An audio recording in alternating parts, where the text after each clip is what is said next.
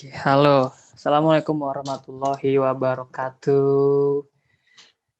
Selamat pagi semuanya, teman-teman yang sudah hadir. Selamat datang di Landscape Talk edisi ke-14. Kita akan bicara tentang wakaf and landscape. What, why, and how-nya. Sebelumnya perkenalkan saya Andika Yudianto. Di sini akan jadi MC dari awal sampai akhir, membimbing rekan-rekan semua dalam rangkaian acara Landscape Talk. Pertama-tama kita dari Landscape Talk mau minta maaf banget karena kita kemarin sempat 6-7 bulan hiatus ya, vakum, dan baru bisa muncul lagi bulan-bulan ini. So far kita lagi kumpulin ide, kemarin itu lagi dalam proses penggodokan ide untuk nanti insya Allah bisa running ke depannya lebih komitmen ya untuk terus-terusan ada Landscape Talk seperti itu.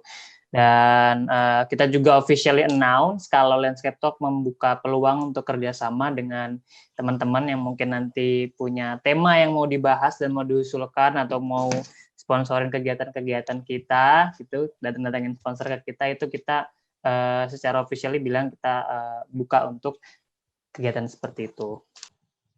Dan kali ini kita akan bahas masalah wakaf and landscape. Jadi teman-teman tahu ya konsepsi secara umum wakaf itu seperti apa. Cuman biasanya yang kita ketahui itu kulit-kulitnya nih. Nah, hari ini kita ngedatengin Mas Ali dan Mbak Jana untuk ngebahas masalah peran wakaf dan nanti akan dikorelasikan dengan yang dilakukan sama Mbak Kak Cici di bidang landscape arsiteknya, seperti apa sih penerapannya dan potensi-potensinya itu untuk apa gitu.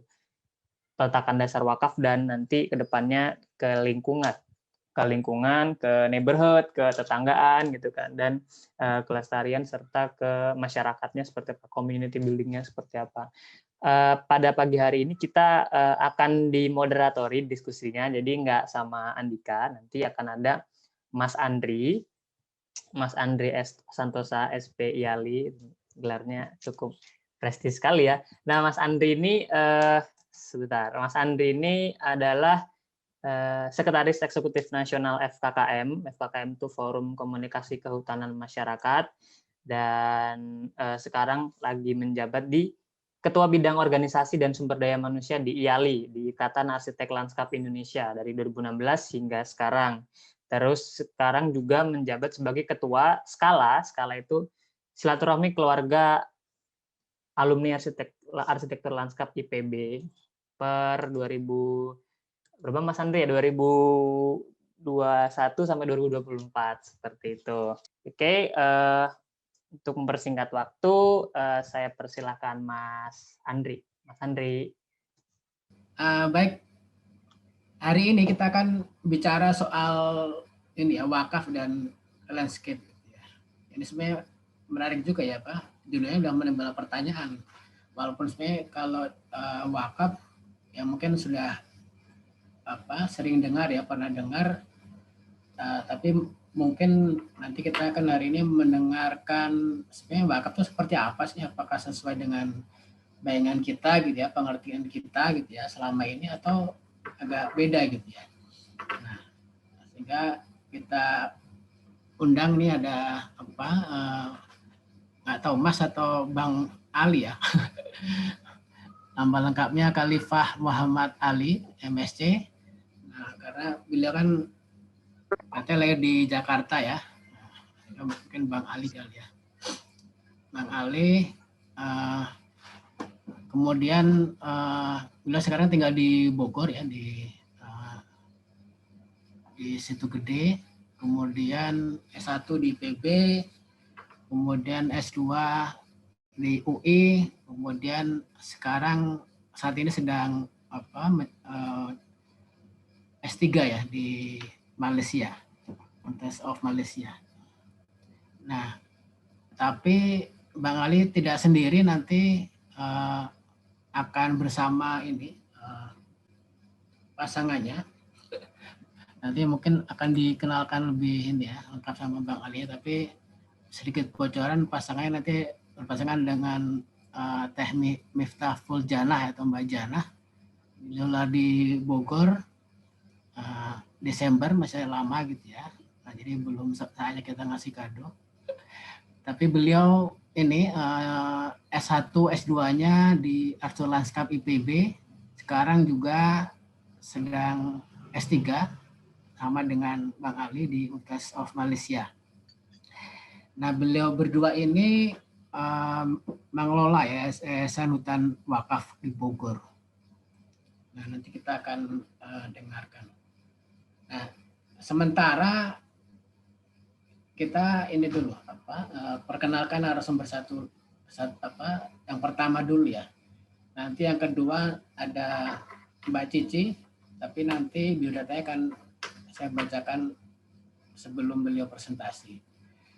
Nah, untuk mempersingkat waktu, kayaknya kita mulai aja ya, karena saya juga ini nih penasaran ya, sebenarnya apa sih wakaf gitu ya? Apa itu wakaf? Terus bagaimana sih hubungan dengan lanskap, bagaimana hubungan dengan Arsitektur Lanskap gitu ya. Nah, kita dengarkan dulu paparan dari Bang Ali dan Teh Janah gitu ya. Karena sudah kita tunggu-tunggu juga nih. Baik, saya kasih kesempatan dulu mungkin ke Bang Ali dan Teh Janah 15 sampai 20 menit. Bisa ya, Bang Ali? Baik. Teh Janah? Baik, bisa insya Allah. Silakan, Bang. Baik, terima kasih.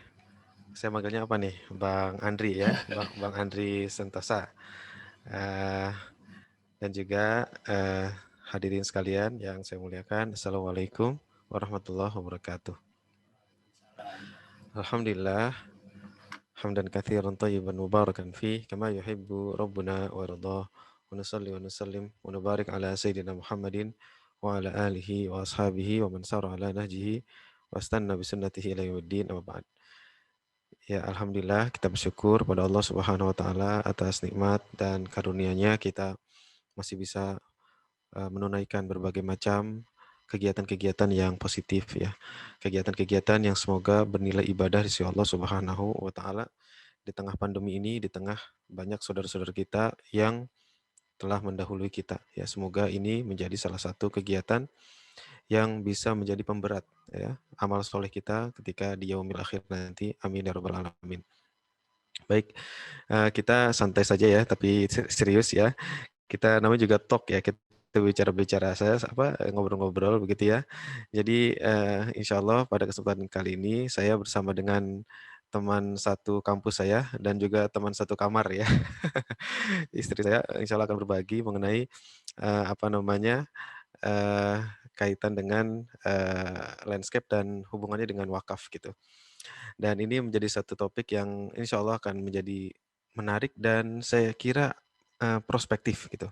Kenapa? Nah, kita harus sadar bahwa nih Bang Andri, kita harus tahu satu fakta yang mungkin sangat menarik bagi kita atau untuk kita angkat sekarang, yaitu Indonesia ini adalah negara yang memiliki aset wakaf tanah terbesar di dunia.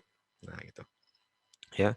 Jadi menurut data dari BWI, Badan Wakaf Indonesia, kita itu memiliki sekitar 260.000 hektar. Ya, bayangkan tuh, 260.000 hektar lebih tanah wakaf. Itu pun yang terdaftar ya. Dan saya yakin masih banyak tanah-tanah wakaf yang belum terdaftar. Sehingga jumlahnya itu bisa lebih besar daripada itu.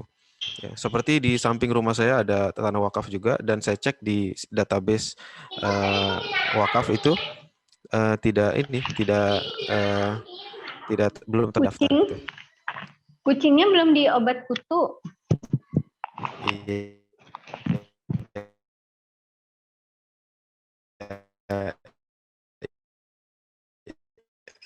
Pembicaranya ada dua nih, kita punya banyak tanah wakaf. Sebentar, sebelumnya apakah suara saya jelas? Jelas, Bang. Jelas ya. Soalnya tadi ada notif suara saya atau koneksi saya tidak stabil ya. Mudah-mudahan jelas ya. Oke. Jadi kita punya wakaf tanah yang terbesar di dunia, ya 260.000 lebih hektar itu yang baru terdaftar, dan tersebar di lebih dari 360.000 lokasi gitu. Jadi jadi ada yang luasnya itu kurang dari 1 hektar, ada yang lebih dari 1 hektar. Gitu. Tapi rata-rata luasnya lebih dari 1 hektar. Makanya jumlah sebaran lokasinya itu atau kurang dari 1 hektar ya, karena tersebar di 360.000 lokasi. Artinya kalau kita bagi tadi ya, rata-rata luas tanah wakaf ini memang kurang dari 1 hektar. Tapi ada juga yang luas ya.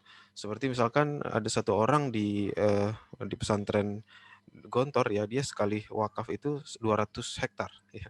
Satu orang sekali berwakaf itu 200 hektar untuk keperluan pesantren di sana. Luar biasa. Jadi itu saya kira menjadi satu fakta penting yang mengapa ini menjadi insya Allah relevan ya. Dan pada kenyataannya saya kira banyak landscaper itu yang kemudian nanti menggarap ataupun mengerjakan proyek-proyek yang berkaitan dengan wakaf. Ya nanti insya Allah akan diceritakan ya pengalamannya oleh Teteh Cici ya, yang merupakan salah satu arsitek landscape yang pernah berpengalaman mendesain satu kawasan wakaf gitu. Oke, waktu saya cuma 10 menit ya, nanti dibagi dengan istri. Oke, next. Mungkin sebagian saya ini lebih akan menjelaskan kaitan dengan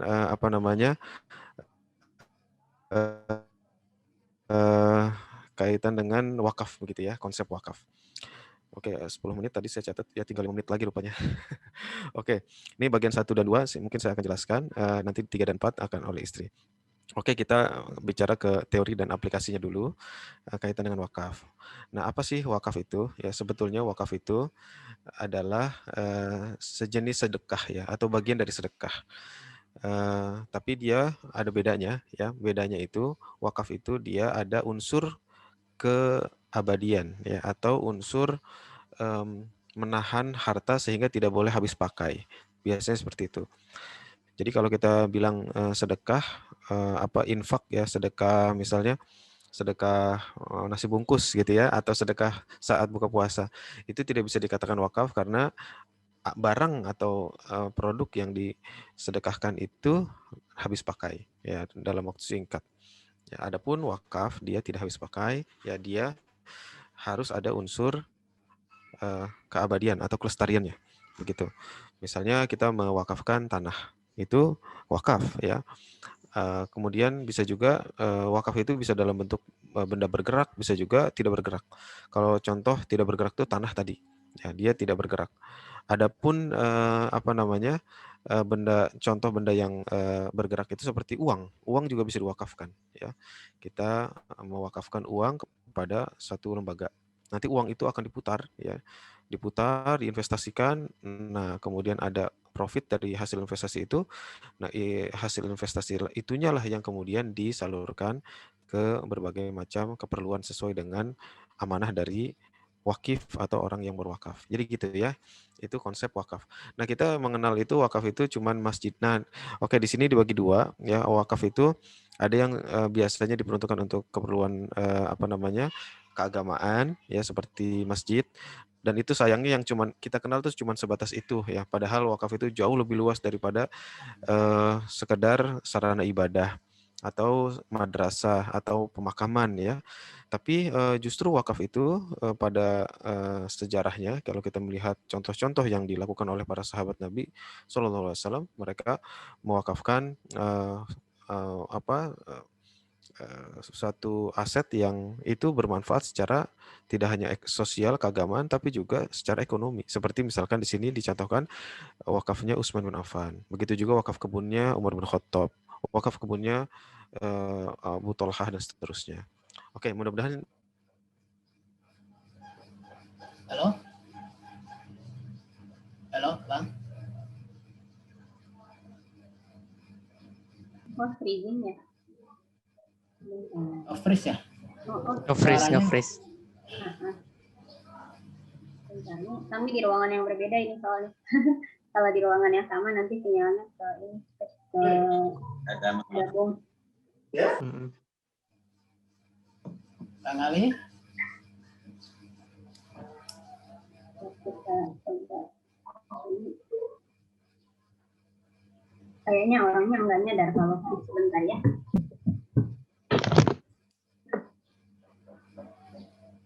Oke, kita ini tunggu dulu, ada sedikit gangguan.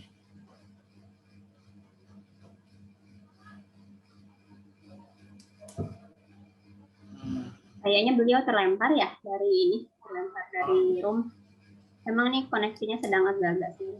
Atau mungkin saya lanjutkan dulu aja, nggak apa-apa kali ya, nanti ya sampai silakan. balik. Silakan.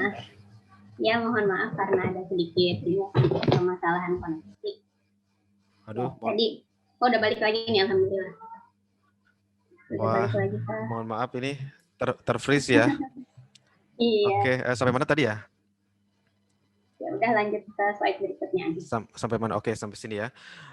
Oke, di sini ada karakteristik wakaf. Tadi saya sudah singgung sedikit. Jadi dia harus ada aspek kelestariannya, dan dia tidak boleh dibatalkan ya. Ketika sudah diwakafkan, tidak boleh ditarik kembali. Kemudian dia itu tidak bisa inalienability, itu tidak bisa dipindah tangankan dalam bentuk apapun. Tidak bisa dijual, tidak bisa dihibahkan, tidak bisa diwariskan ya, dan lain sebagainya. Itu karakteristik dari wakaf. Inilah yang kemudian membuat wakaf itu menjadi kita sebut unsur yang membuat sesuatu itu menjadi sustainable gitu. Kalau kita kan sekarang sering mengangkat topik-topik tentang sustainability ya. Dan wakaf ini salah satu ya instrumen untuk membuat sesuatu itu menjadi lestari, menjadi perpetual ya, menjadi menjadi berkelanjutan begitu. Oke, kemudian wakaf ini ada unsur-unsurnya ya. Kalau kita sebut dalam istilah agama itu ada rukunnya ya. Ada rukunnya, yaitu yang berwakaf ya namanya wakif ya. Orang yang memberikan atau mendermakan hartanya untuk wakaf disebut sebagai wakif ya, pakai i begitu ya. Adapun kemudian ada orang yang mengelola aset wakaf tersebut ya disebut sebagai nazir ya, nazir atau nazir ya, dalam bahasa undang-undang wakaf itu disebut nazir. Dan kemudian penerima manfaat dari wakaf itu adalah mauquf alaih, dan kemudian ada juga regulator di sini, yaitu pemerintah, dalam hal ini Kementerian Agama atau KUA ya, Kantor Urusan Agama. Jadi urusan kita melakukan atau mewakafkan tanah kita itu nanti legalitasnya ada di KUA kecamatan ya, kecamatan setempat. Misalkan kita mewakafkan tanah di Kecamatan Pamijahan misalnya ya, Kabupaten Bogor, maka kita harus datang ke kecamatan setempat, tidak boleh datang ke ke kecamatan yang lain seperti itu. Baik, lanjut. Nah, kemudian ini waktunya mungkin saya minta tambahan sekitar 4 menit lagi ya, saya cepat aja. Harusnya udah lewat ya. Kemudian wakaf juga pada perkembangannya setelah banyak ya contoh-contoh disalurkan ya untuk kegiatan-kegiatan yang berorientasi dalam perlindungan lingkungan seperti itu. Ya, termasuk yang kita lakukan di hutan wakaf ya. Dopetu Alfa sudah pernah, Muhammadiyah ya, kemudian yang lainnya juga ya sudah melakukannya.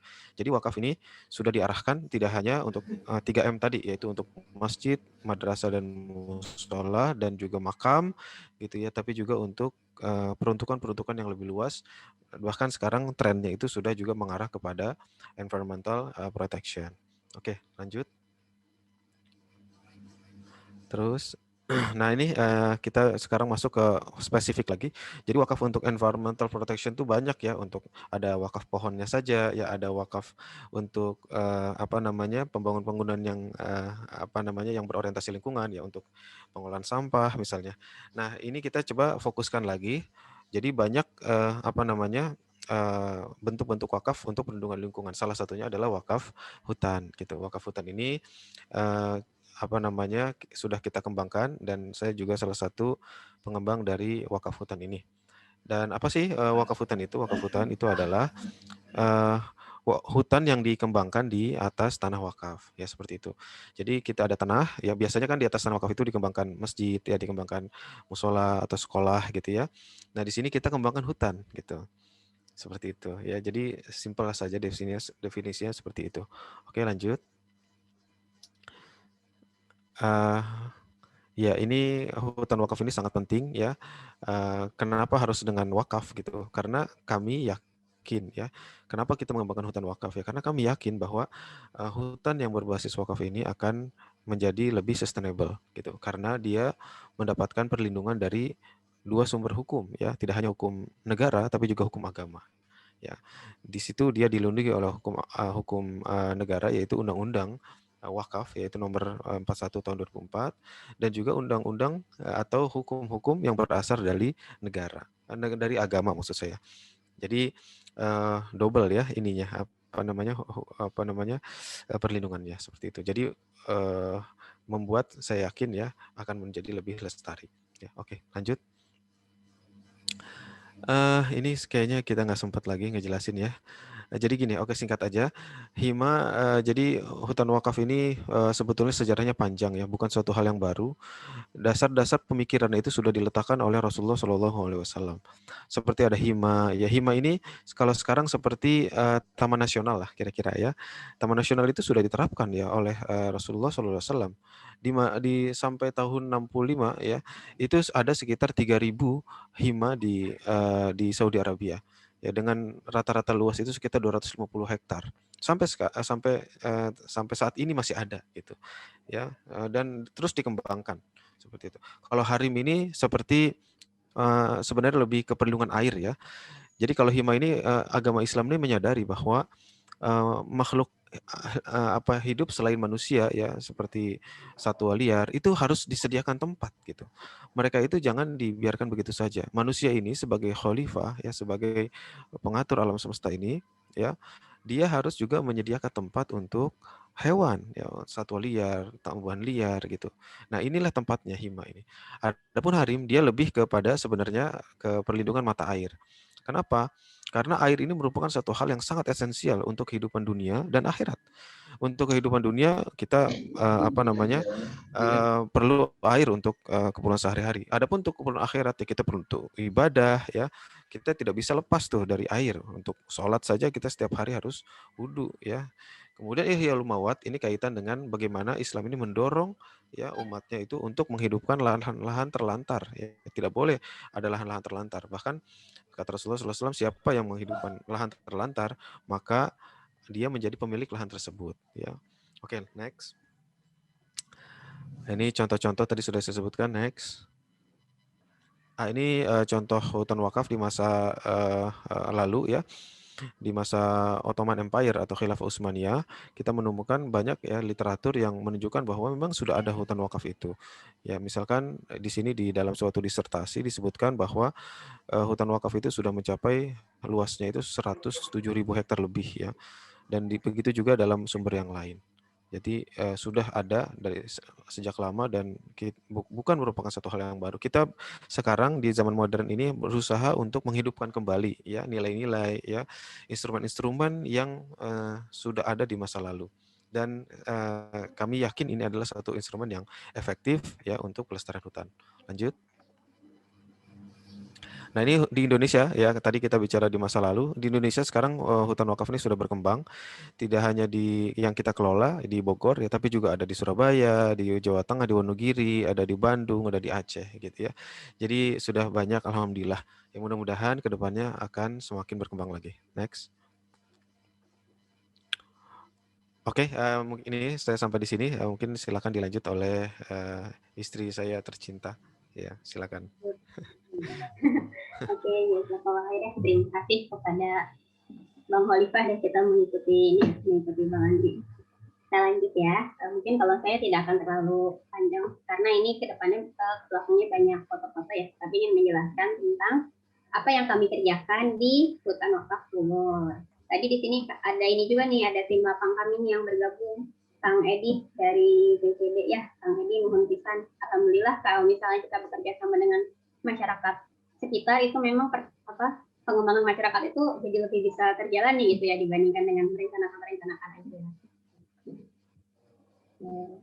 Ya, lokasinya di sini kita di Desa Cibunian, Kecamatan Pamijahan, Kabupaten Bogor. Kurang lebih kita membagi di 3 zona. Sebenarnya belum terlalu luas ya, tapi alhamdulillah sudah ada 5 bidang tanah yang kami bebaskan dengan totalnya hampir 1 hektar kurang lebih.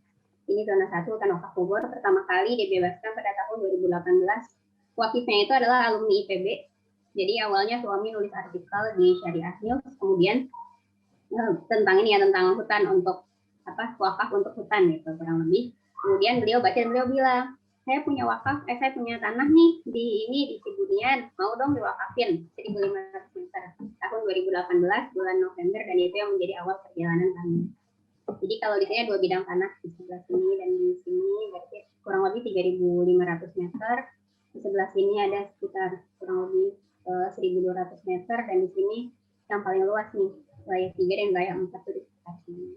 Lanjut aja ya.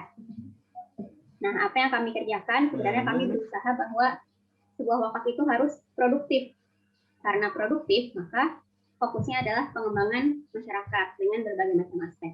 Ini kami membagi program kami ada dari aspek ekologi, ekonomi, social humanity, education dakwah, dan tentunya penelitian itu sendiri. Ya, ini adalah contoh program ekologi kami ya. Pada bulan November tahun 2020 kita bekerja sama dengan Basnas. Sebenarnya sampai sekarang ya kerjasamanya masih dengan Catat Community Development. Ini acara besarnya waktu itu ya, kick off program. Dihadiri oleh Basnas, Kemenak, ada juga perwakilan KLHK, dan tentunya perwakilan dari pemerintah desa itu sendiri. Kemudian juga di sini kita mengadakan yang pasti namanya hutan wakaf reforestasi ya.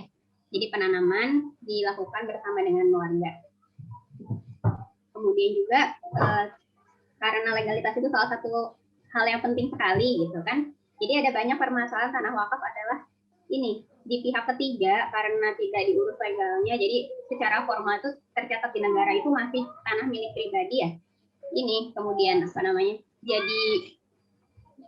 kemudian jadinya misalnya si anak atau cucunya karena harga tanah mahal akhirnya malah dijual gitu. Nah, kita menghindari hal itu, maka kita urus semuanya alhamdulillah sudah sampai ke KUA. Adapun untuk ke BPN dalam proses sertifikat tanah wakaf masih dalam proses.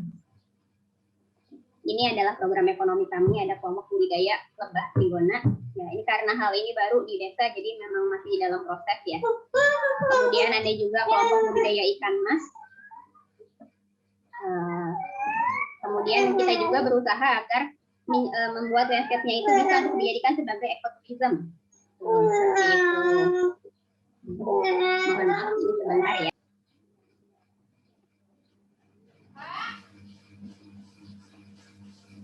Apaan?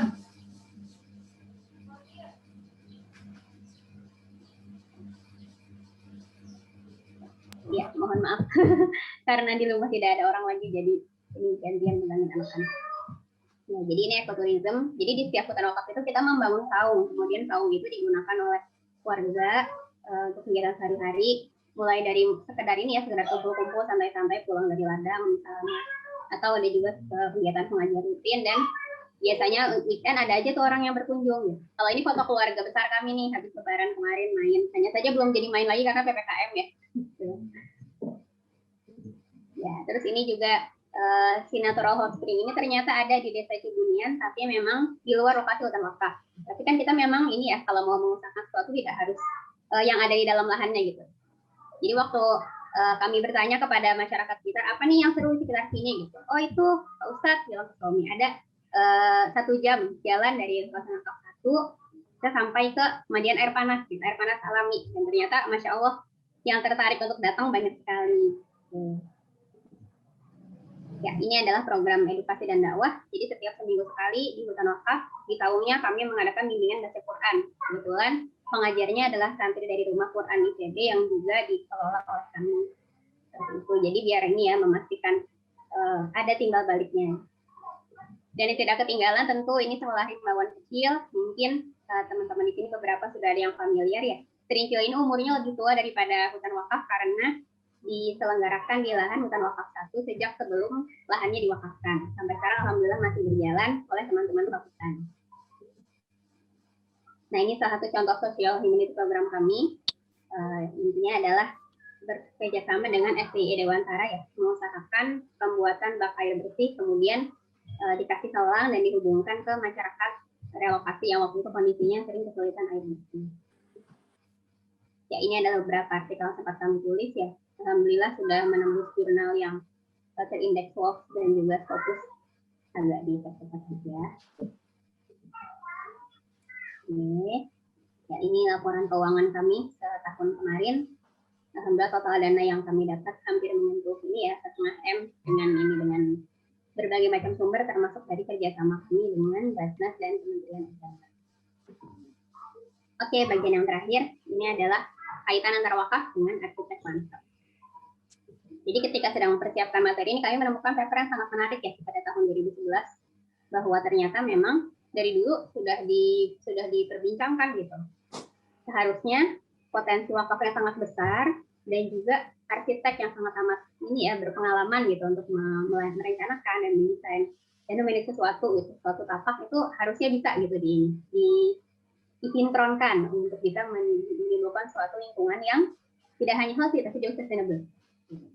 Jadi ini saya ngambil dari ini ya, ngambil dari papernya bahwa ternyata memang antara proyek wakaf dan proyek arsitek itu ya kurang lebih jalannya sama gitu, step-stepnya sama, walau mungkin nanti bisa jadi ketika proses berjalannya berbeda ya, ada perbedaan-perbedaan sedikit. Kemudian juga ada jurnal lain tahun 2019 yang mengatakan bahwa wakaf itu sangat amat bagus untuk bisa mempreserve green belt, dan juga paper yang ditulis oleh suami sendiri waktu itu beserta pembimbingnya juga kita mencantumkan dengan jelas itu karena menyadari bahwa sebenarnya arsitek terutama arsitek lanskap untuk kasus wakaf ini sangat-sangat dibutuhkan seperti itu. Kalau ini adalah apa yang sedang saya kerjakan ketika research di IAIUM ya dan masih dalam proses. Intinya adalah membahas tentang frameworknya seperti apa sih untuk membangun sebuah hutan wakaf gitu, dan ternyata ketika bikin frameworknya saya jadi sadar memang sebegitu pentingnya loh peran arsitek lanskap, mulai dari ketika menentukan lahannya gitu. Siapa sih yang dapat ilmu tentang daya dukung, kemudian tapi juga tahu masalah topografi, kondisi geofisik dan sebagainya itu kan arsitek lanskap. Tuh. Urusan legalitas kita bisa urus sama-sama. Tapi teman-teman di perencanaan biasanya mulai juga tuh dengan ini ya, dengan aspek-aspek legal. Dan kemudian untuk optimasinya gitu, yang merencanakan tapaknya seperti apa, mendesain sampai baik biar optimasinya itu bisa biar pelaksanaannya itu bisa optimal dan manajemennya baik ya arsitek lanskap gitu. Jadi sebenarnya sangat amat berkaitan sekali. Ini tingkatnya aja ya, mulai dari memilih dan ininya, site-nya, kemudian merencanakan dan mendesainnya, memastikan pembangunan sesuai dengan rencana, dan akhirnya pun memastikan keberlangsungannya seperti itu. Oke, mungkin itu aja dari yang kami sampaikan. Terima kasih banyak. Mohon maaf nih kalau ada ini ya beberapa hal-hal yang iklan-iklan. Kembalikan lagi kepada moderator. Assalamualaikum warahmatullahi wabarakatuh. Waalaikumsalam. Wah, luar biasa ini. Bang Ali dan Faizana. Pasangan yang kompak ya. Walaupun tadi ada kendala baik teknis maupun di domestik, tapi saling mendukung sehingga dapat bisa berjalan. Nah, ini menarik ya, ternyata minimal bagi saya membuka ini nih cakrawala bahwa wakaf itu tidak sekedar ini ya masjid, kemudian musola, madrasah, tapi ternyata bisa untuk yang lain ya. Terus juga ini juga tuh Bang Ali, saya sebenarnya lulusan lanskap tapi lebih lama juga di kehutanan ya. Tapi baru sekarang dengar juga hutan wakaf ya. Selama kan lebih konsen ke isu sosial, perhutanan sosial, dan ternyata ada juga tuh varian baru ya hutan wakaf. Dan saya baru tahu juga tadi ternyata konsep semacam tadi hima segala macam ya. Itu mungkin yang bersama ya sekarang dengan hutan konservasi, hutan lindung gitu ya, hutan produksi ya. Betul. Akhirnya diadopsi sama pemerintah kita dalam mengolah hutan. Dan betul. Tadi hari ini kita beruntung ya, Tajana dan Bang Ali ini juga akademisi gitu ya. Jadi beliau juga peneliti, kemudian tapi sekaligus juga praktisi gitu. Walaupun sampai sekarang juga masih menempuh studi ya, belajar terus gitu ya, sampai ke Malaysia dan sampai ke praktek tadi ya, bagaimana memilih lokasi memilih lokasinya, hutan wakaf, bagaimana merencanakan, mengelola, gitu ya. Dan saya tadi ngeliat aspek kalau di Kota Sodo ada itu aspek tata kelola lingkungan sosial dan usaha ya, tadi kan sudah mulai juga dipraktikkan. Jadi pengen kapan-kapan berkunjung ke sana, pengen lihat. Oke, mungkin ini ya teman-teman sudah banyak juga tuh hal-hal yang pengen ditanyakan, tapi kita simpan dulu pertanyaannya, atau sudah mulai ditulis di kolom chat bisa juga, nanti kita bisa elaborasi lagi pertanyaannya. Nah, kita sekarang mengundang pembicara kedua ya. Nah, kalau ini sama juga Teh Cici Nur Fatimah. Nah, karena orang Bandung ya. Ini kayak baru ulang tahun juga nih, Juli nih ya. Ulang tahunnya Cici. Nah, Teh Cici ini juga ini lulusan Arsitek Lanskap IPB, baik S1, S2-nya gitu ya. Sekarang sedang menempuh pendidikan S3 di Jepang, di Universitas Kyoto ya. Nah, sekarang beliau lagi di Jepang ya. Sekarang jam berapa ya? Jam 12, jam 1 kali ya di Jepang ya. Ya, sekarang menjelang jam 1 di sini. Menjelang jam 1. Ya, alhamdulillah kita bisa ini bertemu dengan Teh Cici, bisa bergabung. Kemudian beliau juga habis lulus dulu dari S1 2011, juga langsung ya terjun ke dunia lanskap di PT Ruang Hijau, kemudian di Panca Agro. Nah, beliau juga dosen juga tuh, di dosen lepas ya di ITERA ya, di Lampung.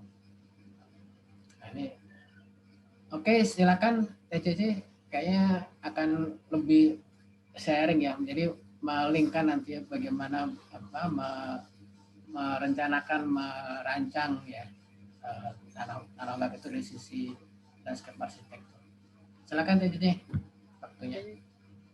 Terima kasih Mas Andri atas kesempatan yang diberikan. Saya coba share screen dulu. Oke.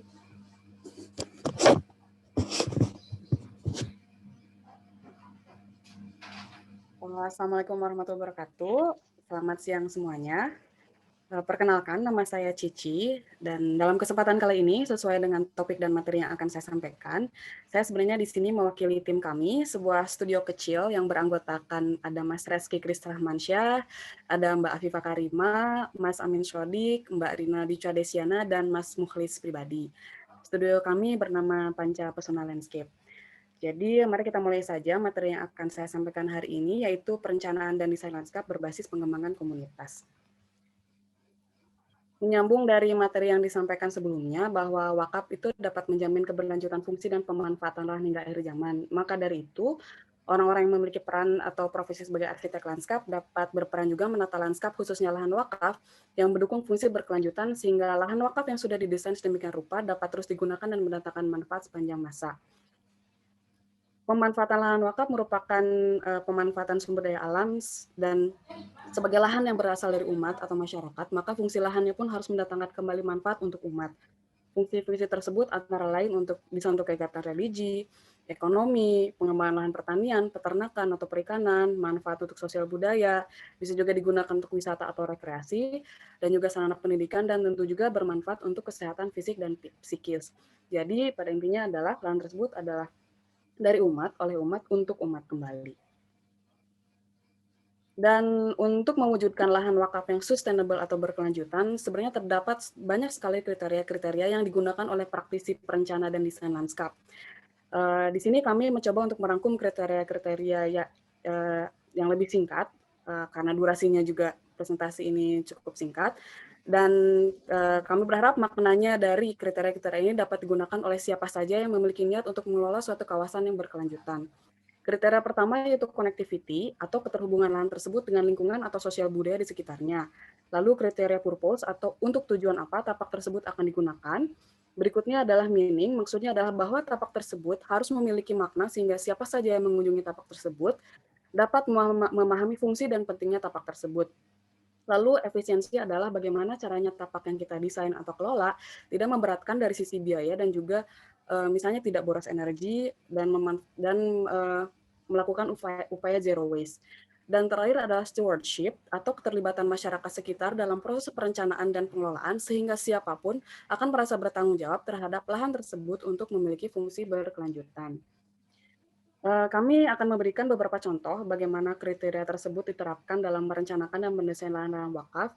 Dan alhamdulillah kami beberapa kali diberi kesempatan untuk bekerja sama dengan Lembaga Amil Zakat Nasional Dompet Duafa, membantu tim Dompet Duafa mendesain lahan-lahan wakaf yang mereka kelola. Yang pertama adalah area outbound dan camping ground di zona Madinah. Area ini berlokasi di Jalan Raya Parung Bogor dengan luas area perencanaan kurang lebih 1,2 hektar. Area kecil ini merupakan bagian dari kawasan yang lebih besar, yaitu kawasan terpadu zona Madinah dengan luas total 8,5 hektar. Di dalam zona Madinah ini ada kampung wisata Jampang, kampung silat Jampang, Jampang English Village, dan Learning Center untuk UMKM di kawasan ini. Tujuan dari pengembangan kawasan ini adalah pemberdayaan ekonomi, pendidikan, kesehatan, sosial, dan budaya. Dan dengan lahan seluas 1,2 hektar, kami harus melakukan optimalisasi penataan ruang yang dapat mengakomodasi program-program bisnis plan yang dirancang oleh tim Dompet Duafa. Jadi, biasanya sebagai praktisi landscape, kita merancang ruang itu berdasarkan ketentuan atau fungsi yang ingin kita terapkan di dalam tapak. Nah, di sini karena dari tim Dompet Duafa sudah memiliki bisnis plan yang tertata rapi dan terprogram, maka di sini kami mendiskusikan kira-kira untuk program bisnis plan seperti ini bisa disajikan dalam bentuk pemanfaatan ruang apa dalam lanskap, lalu ada apa saja di situ, dengan kebutuhan luas seperti apa sesuai dengan daya dukungnya, tapi tidak lupa tetap dapat menghasilkan manfaat dan tentunya profit atau keuntungan yang nanti akan dikembalikan lagi, diputar lagi untuk pengelolaan bisnis di kawasan tersebut. Nah, sehingga si area camping ground ini tidak hanya berfungsi sebagai sarana rekreasi dan wisata, tapi juga memiliki makna sebagai miniatur kawasan desa wisata Jampang atau dapat mewakili keseluruhan kawasan di zona Madinah ini. Dan di area ini, masyarakat setempat yang telah mendapatkan pembinaan dari Dompet Duafa akan menjadi pelaksana dan pengelola di kawasan ini. Sepertinya sih sampai saat ini si area ini kami melakukan desain tahun 2015 ya 2015. Nah, kami kurang tahu apakah sudah dibangun atau tidak seperti itu karena belum ada informasi lagi gitu. Tapi contoh site plan-nya kira-kira seperti ini dengan fasilitas apa saja sih yang ada di dalamnya. Berikutnya adalah Kebun Indonesia Berdaya Farm yang terletak di Cirangkong, Subang, Jawa Barat dengan luas area kurang lebih 10 hektar. Lahan ini tuh dulunya merupakan kebun nanas milik rakyat yang terbengkalai karena pabrik nanas yang biasa menerima pasokan nanas dari masyarakat tuh terpaksa tutup karena bangkrut. Dan masyarakat sekitar karena tidak tahu dan tidak paham harus bagaimana, jadinya mereka bingung bagaimana harus mengelola lahan mereka, padahal potensi pasar untuk hasil kebunnya ini ada. Nah, setelah beralih fungsi menjadi lahan wakaf, tim Dompet Duafa menyusun bisnis plan untuk mengolah lahan ini. Perencanaan lanskap di area ini bertujuan sebagai sarana agroeduwisata dengan konsep integrated biocycle farming. Hal ini bertujuan untuk menerapkan konsep zero waste, jadi semuanya bermanfaat, mulai dari food, hasil kebunnya, lalu feed yang nantinya digunakan untuk pakan ternak, lalu fuel dari biogas yang bisa dimanfaatkan hingga fertilizer, kompos yang dihasilkan dari limbah dari kandang ternak dan juga hasil kebun. Nah, sehingga zonasi ruang yang kami rencanakan pun sebisa mungkin dapat digunakan untuk menerapkan konsep tersebut. Nah, berikut ini adalah contoh keterhubungan antar ruang yang kami desain berdasarkan kondisi existing tapak dengan beberapa area untuk kebun produksi, yaitu kebun jambu kristal dan buah naga, lalu nanas, lalu ada area untuk kandang dan pastura, lalu ada area untuk pengomposan dan instalasi airnya. seperti ini. Dan ini juga desain ini juga kami sesuaikan dengan kondisi kontur tapak, sehingga sebisa mungkin tidak perlu harus melakukan grading yang berlebihan gitu. Karena ada beberapa area yang terlalu terjal, jadi tidak perlu banyak cut and fill seperti itu, sehingga pembangunannya pun lebih efisien. Perencanaan dan desain lain ini memiliki makna bahwa lahan tidur yang seakan sudah tidak bisa diapa-apakan lagi sebenarnya tetap memiliki potensi untuk digunakan memberdayakan masyarakat.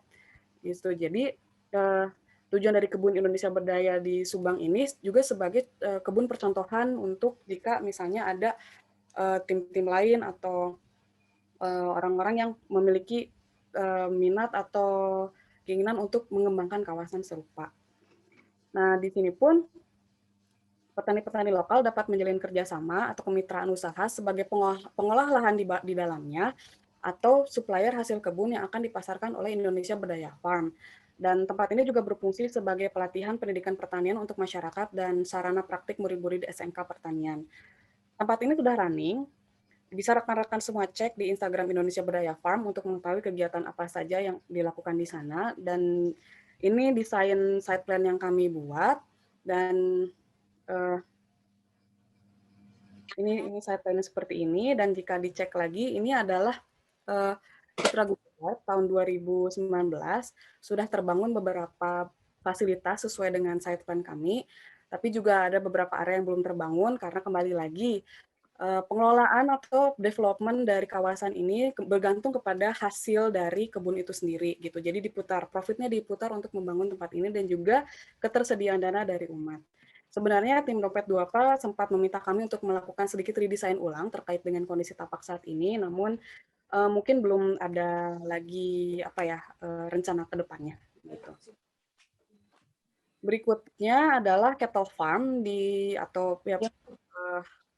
peternakan yang lokasinya cukup jauh di Bantaeng, Sulawesi Selatan, dengan luas lahan kurang lebih 10 hektar.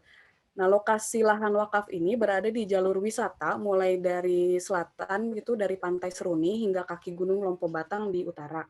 Dan sepanjang jalur jalan utama ini ada banyak sekali tempat-tempat wisata, namun tempat ini nanti akan menjadi satu-satunya agrowisata terpadu di sepanjang jalur wisata tersebut. Yang dibatasi merah ini merupakan area yang akan direncanakan. Nah, untuk area ini tujuannya sama sebenarnya dengan Kebun Indonesia Berdaya Farm, yaitu kawasan integrated biocycle farming. Namun dengan program bisnis utama adalah peternakan sapi, gitu. Dan efisiensi perancangan di kawasan ini berkaitan dengan proses kepemilikan lahan wakaf. Jadi walaupun area perencanaan adalah 10 hektar, namun pada prakteknya proses akuisisi lahan di dalam 3 tahap sesuai dengan program bisnis plan dan ketersediaan dana dari hingga ruang-ruang dan penataan fasilitas pun menyesuaikan dengan rencana jangka panjang ini, mulai dari tahun ke-1, tahun ke-5, lalu dari tahun ke-5 ke-7 hingga tahun ke-10 gitu. Dan seperti ini fasilitas-fasilitas di dalamnya pun memang disesuaikan dengan kebutuhan kira-kira pada tahun ke-1 sampai ke-5 misalnya perlu apa saja di sini yang nantinya bisa profitnya bisa digunakan kembali untuk pengembangan kawasan ini dan juga menjadi semacam starter pack atau percontohan untuk pengembangan kawasan ini gitu. Dan maknanya pun sama, yaitu pemanfaatan lahan tidur untuk pemberdayaan masyarakat. Namun dengan stewardship yang sedikit berbeda dengan Indonesia Berdaya Farm.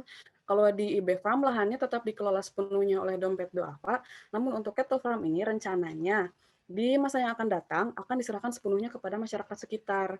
Tentu ini pun setelah masyarakat memahami manfaat dari kawasan ini dan mendapatkan pelatihan yang lengkap. Jadi overall ini walaupun balik lagi tadi akuisisi lahannya bertahap, yang pertama itu untuk area ini dulu, tahap 1, lalu tahap 2 area ini. Area yang di sini tuh fokus untuk kandang produksi peternakan sapi pedaging. Nah, selanjutnya untuk tahap terakhir untuk area di dalam sini, area untuk lahan grazing peternakan sapi, kebun buah dan juga guest house gitu. Nah, yang pertama di sini sebenarnya saat ini bangunan nomor nomor 4 sebenarnya sudah established sama nomor 5 ini, dan bertahap nanti akan mulai dikembangkan pelan-pelan untuk di area yang tahap 1 ini. Dan ini contoh desain 3D yang kami buat untuk area ini buatannya Mas Amin ya, di 3D-nya, sehingga dapat memberikan gambaran bagi tim Dompet Duafa, karena mereka juga kan perlu untuk memasarkan kawasan ini untuk marketing, untuk mengumpulkan dana-dana untuk mengembangkan kawasan ini, dan ini digunakan oleh tim marketing mereka. Ini area penerimaan utamanya, lalu di sini ada mini zoo, lalu di sini area grazing-nya, di sini area kebun buahnya, dan kami pun mengusulkan pohon-pohon yang memang langka atau lokal daerah situ, sehingga kebun yang dimiliki ini semacam plasma nuftah untuk pohon-pohon langka dari wilayah Sulawesi, terutama Sulawesi Selatan. Nah, ini untuk area kandang peternakannya, untuk bisnis peternakannya, area bisnisnya. Nah, ini beberapa ilustrasi lokasi yang kami buat. Ada rumah kompos, lalu ini biogas dari kandang peternakan, karena balik lagi tim Dompet Duafa juga ingin mempromosikan zero waste management gitu. Jadi semua itu bisa bermanfaat gitu. Semua bisa bermanfaat, jangan sampai ada yang mubazir. Semua bisa bermanfaat untuk kegiatan yang mendatangkan manfaat juga untuk umat. Seperti itu. Dan ya, memang setelah kami diskusikan dengan tim Dompet Duafa, ini terinspirasi juga dari Padang Mengatas ya, peternakan sapi pemerintah di Padang. Nah, berikutnya terakhir adalah kami beri nama Taman Amanah Jannah. Jadi lokasi tempat ini berada di Bogor dengan luas area 2,2 hektar. Berbeda dengan contoh-contoh sebelumnya, yaitu lahan wakaf milik lembaga, yang ini adalah lahan wakaf milik pribadi yang terletak di tengah-tengah pemukiman penduduk di kaki Gunung Salak. Dan perencanaan dan desain di tapak ini merupakan perwujudan dari Hablum Minallah, Hablum Minanas, dan Hablum Minal Alam. Gitu. Tujuan dari pengembangan lahan ini untuk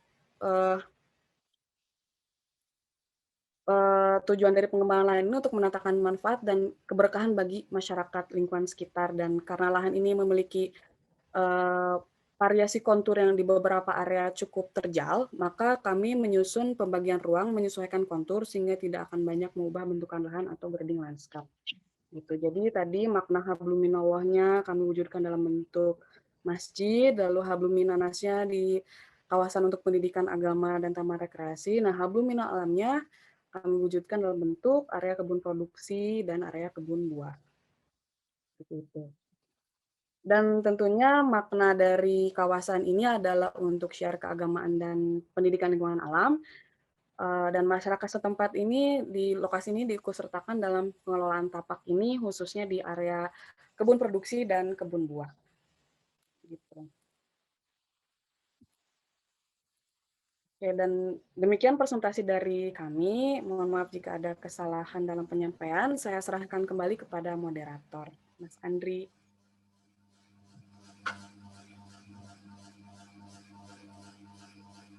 Wow.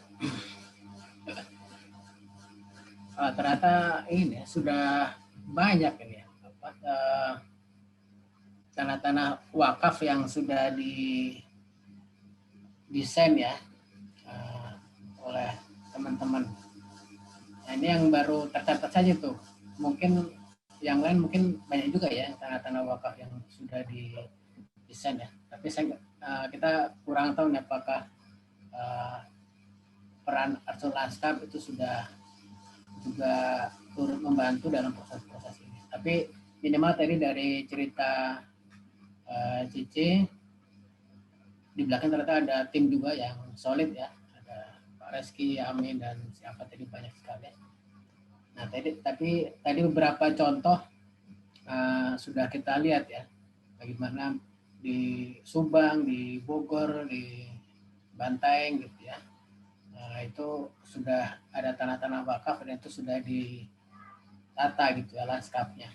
Tapi menariknya mungkin ini ya, bayangan saya ternyata wakaf ternyata tidak hanya sekedar untuk keagamaan, tapi seharusnya ditata, dikelola, dioptimalkan untuk juga berproduksi ya. Itu yang kemudian itu mungkin tantangan tersendiri tuh dalam ini ya, mendesain, tapi kemudian juga tantangan lain dari soal mungkin pembiayaan ya, karena pembiayaan kan juga mempengaruhi juga. Karena tadi di beberapa cerita bahwa kemungkinan desainnya juga tidak selesai ya, tapi mungkin ada proses-proses revisi karena beberapa situasi. Baik, terima kasih. Cuman tadi semoga saya nggak tahu nyambung nggak tadi yang amanah jana dengan jana yang di Bogor. Nanti mungkin bisa kita eksplor lebih lanjut tuh. Baik, saya buka ya ini sesi ini pertanyaan atau kalau ingin klarifikasi atau menggali lebih dalam ya informasi tadi, silakan. Tapi saya melihat tadi minimal ada ini ya, satu yang nanya, mungkin bisa disampaikan langsung ya. Jadi dari Yulianti ya kalau tidak salah. Pertanyaan soal minimal berapa sih? Mungkin ke ini ya, ke Bang Ali sama Laidana. Pertanyaannya berapa sih luasnya kalau kita untuk hutan wakaf itu luas minimal tanahnya berapa gitu? Ya, atau silakan ini ya, langsung dijawab ya, boleh. Boleh untuk pematik, silakan yang lain ini bisa menuliskan atau resen. Silakan Bang Ali. Oke, pertanyaannya berapa luas tanah minimal untuk wakaf hutan? Ini maksudnya apakah dari perspektif yang donasi atau yang pengelola ya? Kalau untuk perspektif dari yang wakif atau dari penyumbang wakaf itu tentu tidak ada minimal ya. Baik dari perspektif pengelola juga begitu, demikian. Jadi tidak ada wakaf minimal gitu. Jadi misalkan nih kalau ada seorang wakif ingin menyumbang, ingin berkontribusi dalam pengembangan hutan wakaf gitu. Berapa donasi minimal? Ya tentu tidak ada ya. Itu bisa sangat fleksibel. Kalau di yayasan kita bisa menerima berapapun ya, baik 50.000, 100.000 gitu. Itu banyak yang nyumbang sebesar itu juga ada. Tapi juga ada yang sampai 10 juta, ada yang 20 juta juga ada gitu. Jadi tidak ada batasan minimal ataupun maksimalnya. Tapi biasanya nanti pengelola itu akan memberikan ancar-ancar ya.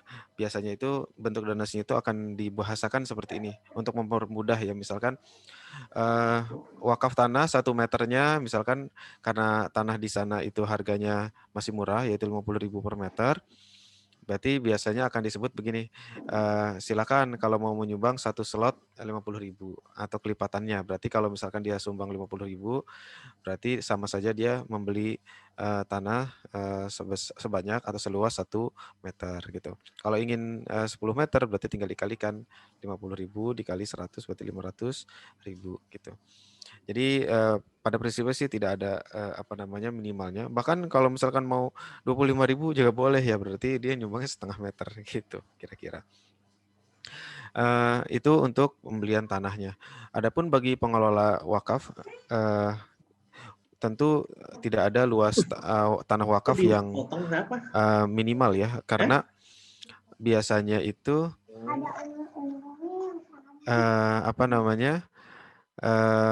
ya jadi misalkan masjid juga kan ukurannya itu bervariasi ya, ada masjid yang cuma 100 meter, ada yang 200 meter gitu. Itu tidak ada batasannya gitu. Akan tapi dalam konteks kehutanan ini agak sedikit unik ya, karena dia ada definisinya. Kalau kita kembali kepada regulasi, sepanjang yang saya tahu itu wakaf atau hutan itu definisinya itu adalah satu kawasan yang memang harus ada luas minimalnya ya. Baru kita bisa mengatakan itu sebagai hutan. Kalau tidak salah ya berdasarkan regulasi kita luas minimal sebuah hutan itu adalah 1/4 hektar, sekitar 2.500 meter. Adapun kalau misalkan kurang dari itu, tentu tidak bisa disebut sebagai hutan. Itu mungkin sudah kesepakatan dari ahli-ahli kehutanan ya. Ini cukup masuk akal sih, karena kalau cuma 100 meter kayaknya agak sulit ya kita sebut hutan gitu. Misalnya cuma 100 meter, pohonnya cuma 2 batang gitu ya, kita sebut hutan itu kayaknya kurang begitu cocok gitu. Itu mah, apa ya, cuman sekedar kebun lah kira-kira bisa kita sebut kayak begitu. Jadi kalau suatu hutan kan, itu sebagai satu ekosistem ya, di situ, banyak pohon, kemudian di situ ada, apa namanya, ekosistem tertentu gitu. Jadi, makanya, hutan wakaf ini, kita upayakan, luasannya itu minimal ya 1/4 hektar gitu ya. Sebegitu mungkin, jawaban untuk, pertanyaan ini, mudah-mudahan bisa menjawab. Terima kasih.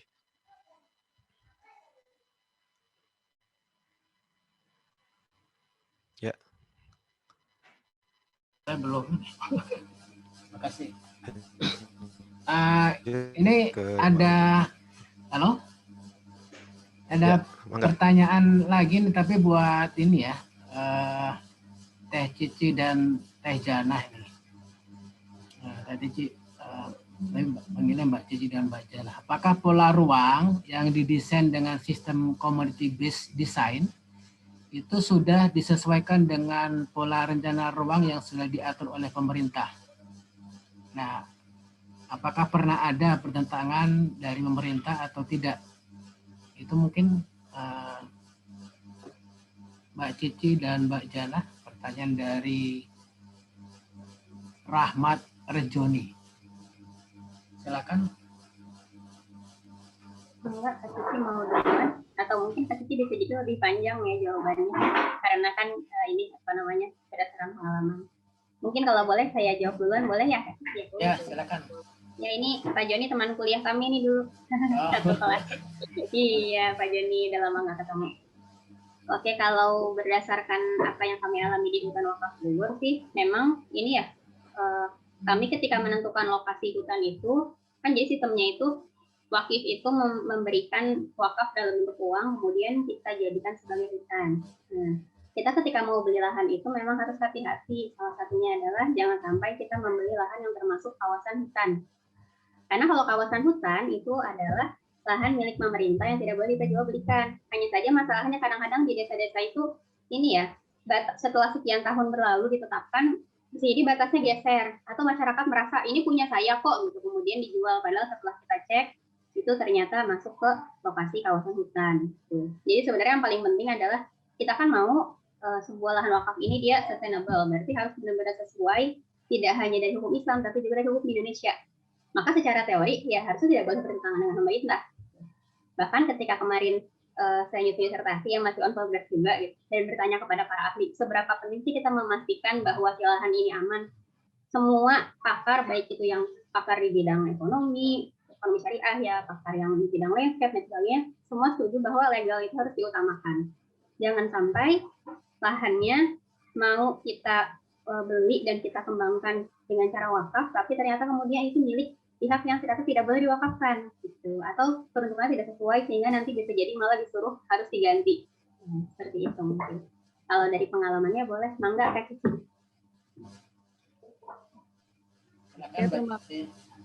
Terima kasih pertanyaannya Pak Joni. Terkait dengan pola ruang dan juga jenis pemanfaatan lahan, pada beberapa tapak yang kami desain memang sudah terkonfirmasi bahwa jenis pemanfaatannya sesuai dengan tata ruang wilayah atau tata ruangnya RDTR ya, Rencana Dasar Tata Ruang Kota, Tata Ruang Wilayah yang ada di kawasan tersebut.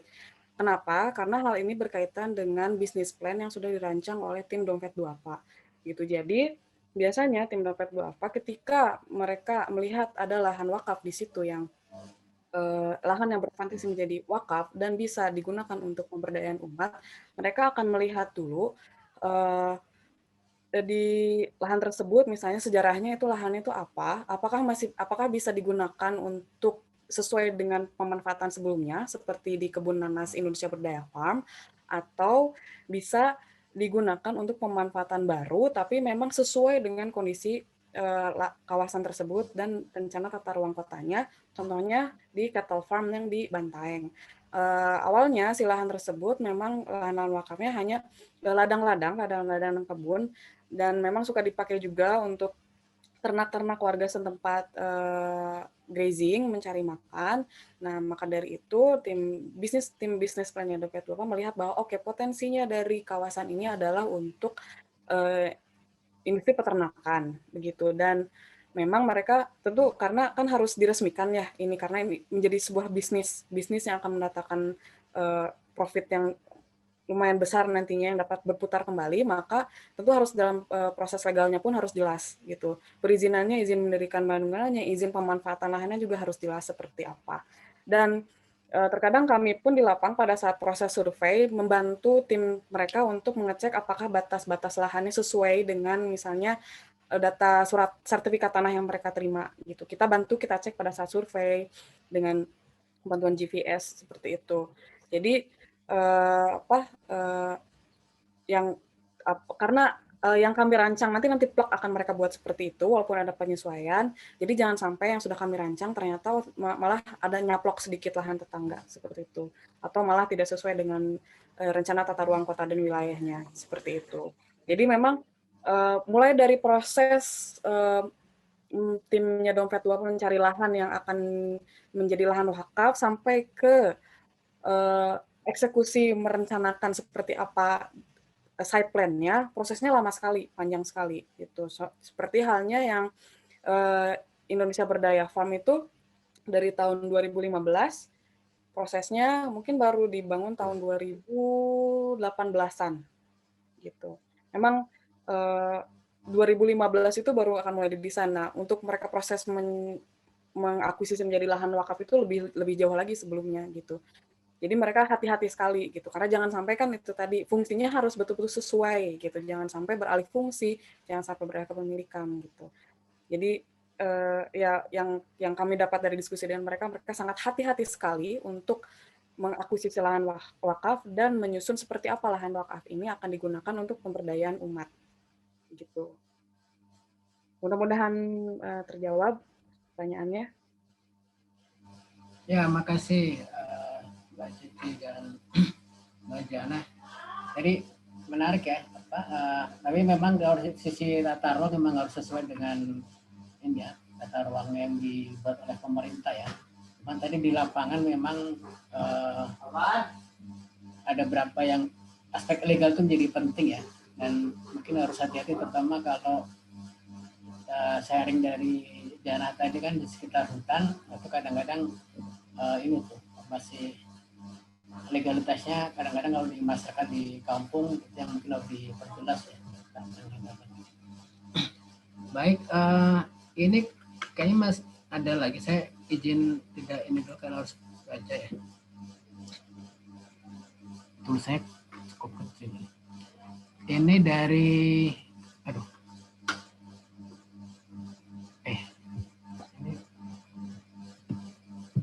dari Reski nih. Dari Reski, Assalamualaikum warahmatullahi wabarakatuh. Izin bertanya kepada Mas Khalifah dan Mbak Jana. Ada beberapa pertanyaan. Satu, sejauh apa pengelola wakaf ya atau nazir dapat mengembangkan area wakafnya? Apakah ada prinsip-prinsip dan aspek utama yang perlu dijaga seperti sosial masyarakat, ekonomi masyarakat, dan ekologinya? Nah, kedua, bagaimana infak sedekah masuk ke dalam sistem wakaf itu sendiri? Karena ada sistem bagi hasil juga bagi pengolah. Itu seperti apa? Yang ketiga, apakah ada presiden terkait wakaf, baik hutan maupun perkotaan di Asia, baik mungkin di Malaysia, Singapura, dan Brunei? Itu pertanyaannya. Baik. Silakan. Saya mencoba. Ini kayak tambah. Oh beda nih, Reski yang lain kayak. Silakan itu dulu. Ya, saya mau langsung jawab ya, karena waktunya sebentar lagi habis ya. Soal nomor 1, jadi gini, ketika orang berwakaf, dia akan menentukan biasanya untuk apa wakafnya itu, gitu. Itu ditulis dalam akta ikrar wakaf, gitu. Misalnya begini, saya wakaf tanah ini untuk masjid, ya, maka tanah itu harus dikelola sebagai masjid. Tidak boleh dikembangkan selain untuk masjid. Itu akan melanggar hukum agama dan hukum negara juga. Siapa yang mengelola aset wakaf itu tidak sesuai dengan peruntukannya, maka dia itu kena pidana tuh, ya, dalam undang-undang wakaf itu. Dendanya kalau saya tidak salah sekitar 400 juta ya, atau penjara 4 tahun ya, seperti itu. Padahal niatnya baik misalkan. Niatnya baik, dia pengen bangun misalnya ruko ya. Untuk ruko itu disewakan, kemudian sewa itu hasil sewanya disumbangkan untuk yayasan misalkan. Itu niatnya baik ya, tetapi tidak sesuai dengan peruntukannya. Peruntukannya itu untuk masjid. Kenapa dikelola sebagai ruko atau perkantoran misalnya, ya. Nah, ini menyalahi. Walaupun niatnya baik tidak boleh ya, gitu. Nah, oleh sebab itu wakaf itu biasanya ada peruntukannya. Ya, ada peruntukannya. Nah, jadi kan di sini ditanya apakah ada prinsip-prinsipnya untuk pengembangan aset wakaf itu? Yaitu prinsipnya itu adalah harus mengikuti pengembangannya itu harus sesuai dengan amanah dari wakif, amanah dari pemberi wakaf. Kalau manfaatnya untuk hutan misalnya, berarti dia harus dikelola sebagai hutan. Terus boleh nggak misalkan dikelola sebagai yang lain? Ya boleh, selama tidak menyalahi tidak menyalahi peruntukan utama. Misalkan tadi masjid, dia mau mengembangkan misalkan usaha di masjid itu, boleh nggak misalkan dibangun toko-toko kecil, kan biasa ada tuh di depan masjid. Boleh nggak? Ya boleh, karena fungsi utamanya itu tetap terakomodir, seperti itu. Ya, jadi seperti itu. Nah, pada kenyataannya hutan wakaf itu tidak hanya hutan juga. Tidak hanya bicara soal ekologis, kita juga mengembangkan ekonomi, mengembangkan sosial, mengembangkan program-program pendidikan, dakwah, riset, dan lain sebagainya. Tetapi semua program tadi, ekonomi, sosial, pendidikan, itu semua terkait dengan hutan gitu. Kalaupun kita mau mengembangkan program ekonomi, itu harus sesuai dengan ekonomi yang berbasis kehutanan. Seperti social forestry ini, Bang Andri. Ya kan, akhirnya mirip sama. Misalkan boleh nggak misalkan suatu kelompok petani misalkan mengembangkan budidaya porang ya di tanah social forestry. Ya boleh gitu. Karena budidaya porang itu bisa sinergis dengan kehutanan, kopi juga bisa. Ini menarik nih, contoh misalkan waktu saya atau kami berdiskusi, waktu itu kita udah tanda kutip udah kawin dengan Basnas ya. Kita bekerja sama dengan Basnas, kemudian kita diskusi nih ya. Kalau Basnas itu kan misinya pengentasan kemiskinan. Mereka itu ingin menyalurkan dananya untuk orang miskin, untuk orang duafa ya, pemberdayaan masyarakat seperti itu. Terus ketemunya di mana nih program ekonominya gitu. Akhirnya kita diskusi waktu itu. Kemudian ada satu orang dari Basnas mengatakan, gimana kalau kita kembangkan usaha sayur gitu, karena di sini cocok untuk penanaman sayur. Saya bilang kalau sayur itu harus seperti pokcoy gitu-gitu ya, kubis itu harus tebang pohon nggak apa enggak gitu. Dibilang iyalah harus tebang pohon. Nah, kalau begitu saya kira ini nggak cocok program tersebut penanaman hortikultura ya. Karena harus menebang hutannya. Harus dicari usaha lain, model bisnis yang lain yang juga bisa sinergis dengan kelestarian hutan. Akhirnya kita cari itu. Akhirnya banyak yang bisa kita kembangkan, misalkan madu. Ya kan hasil hutan itu kan bukan cuman kayu ya, tapi juga non kayu seperti madu ya. Kemudian kita juga mengembangkan agro silvofishery ya. Jadi kita kombinasikan kehutanan dengan perikanan ya bisa. Gitu. Akhirnya sekarang di hutan wakaf itu ada kolam juga, kolam-kolam ikan di bawah pohon gitu ya. Kita buat untuk pengembangan usaha perikanan. Gitu. Bisa juga apa yang lain, ekowisata. Nah, ekowisata itu juga penting. Jadi justru kita semakin bisa menjaga hutan itu karena orang kalau pohonnya udah nggak ada, orang nggak ada yang mau datang kan gitu. Justru yang dicari orang-orang yang ingin datang itu adalah banyaknya pohon, ya teduhnya, kanopi seperti itu. Jadi kita bebas mengembangkan selama tadi kita bisa menjaga peruntukan fungsi utama sesuai dengan amanah dari yang tertulis dari wakif yang tertulis di dalam akta ikrar wakaf. Oke. Jadi terus boleh nggak misalkan di hutan wakaf dikembangkan pesantren? Ya boleh-boleh saja selama aspek kehutanan itu bisa terjaga. Berarti pesantren yang harus dibangun. Nah ini tantangan nih untuk arsitek landscape nih. Boleh nggak misalkan mengembangkan hutan sebagai pesantren? Ya boleh, selama tadi tidak tidak mengganggu fungsi utama sebagai hutan. Tadi kan definisi kehutanan itu adalah satu hamparan yang didominasi oleh pepohonan kan. Kalau kita lihat undang-undang kehutanan kayak begitu. Berarti pesantren yang harus dibangun itu tidak boleh terlalu banyak nebang pohon tuh. Nah, gitu, ya kan? Jadi harus pesantren yang berbasis kehutanan. Ya bisa, kita bisa. Nah, itu gimana caranya? Itu arsitek landscape yang kemudian punya ilmunya untuk menyusun itu, gitu. Ya, jadi bebas ya. Termasuk misalkan boleh nggak bangun masjid? Ya boleh juga. Selama tadi luasan tutupan lahannya itu tetap didominasi oleh pepohonan sehingga dia bisa disebut sebagai hutan. Oke, mudah-mudahan bisa jelas ya yang pertama.